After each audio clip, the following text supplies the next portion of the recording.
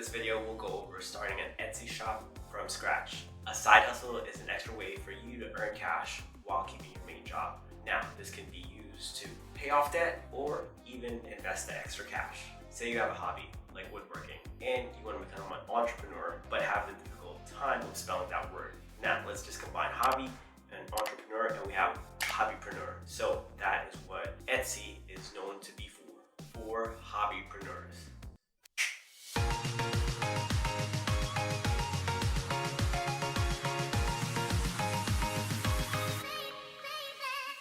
What is up, Money Tribe? Mike Damazo here to help you make sense of dollars.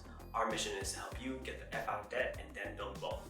Etsy started in 2005 with 56,000 sellers and now has 2.5 million active sellers.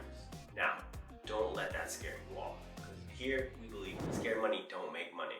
With that being said, the best time to open an Etsy shop was definitely 10 years ago. The second best time is right now.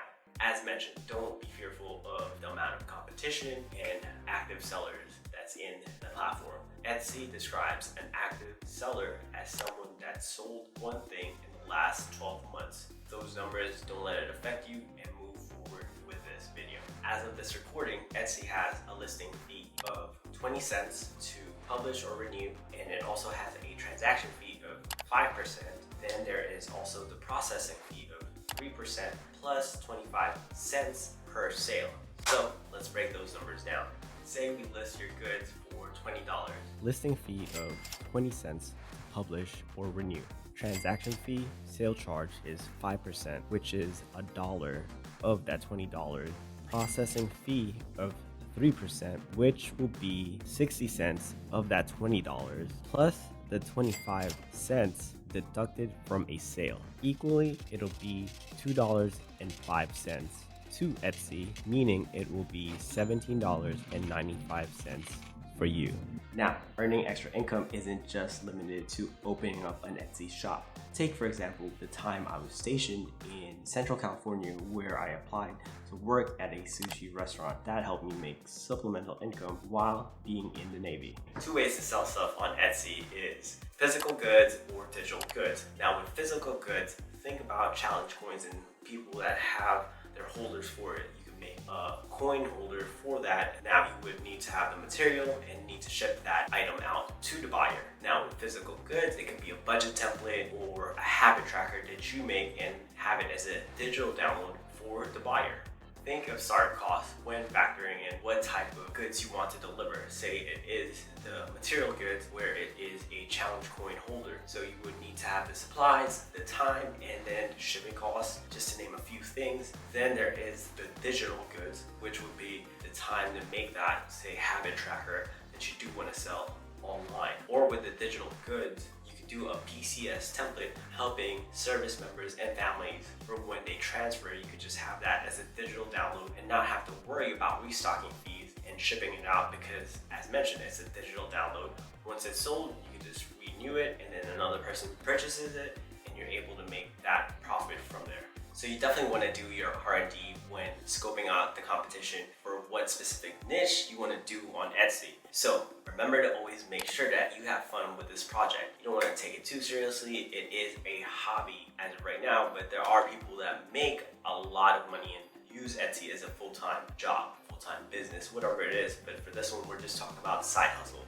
We're not worrying about competition. On Etsy, everyone has snacks, aka their products. You want to bring something different, have a snack and the sauce. Other than W2 sushi job I had in Central California, when I got stationed in San Diego, I also tried the gig economy, such as driving not Uber Eats, it was Postmates at the time, but you know, Postmates just got bought out from Uber Eats. I know plenty of people that's in the Navy that drives Uber on the weekends just as a way to earn extra cash on top of their military pay. When starting an Etsy shop, definitely keep these 5 things in mind. First is the idea. As mentioned, you want to pick a specific niche instead of just, oh, you want to sell jewelry, postcards, stickers, whatever the case is. You want to just lock on and think of that one particular product and then build from there. And also keep in mind, do you want it to be digital goods or material goods? 2, is your audience. Think about who is buying your product. Is it something for Halloween because everybody loves Halloween, or is it someone that's trying to keep track of their habits, or is it someone that is about the PCS and wants to have less stress with thinking about what they need to prep for, so they have that checklist available for them. 3, startup costs. You want to think about the things you would need to do in order to create whatever product you want to make. So say it is a material good and you want to make stickers, so you would need to have that material there, and there's also the time and then the shipping. Those are the things to consider with the startup cost for material goods. Now with digital goods, you still have to think about the time that you're being able to commit onto creating that, say, template or checklist, whatever the case is.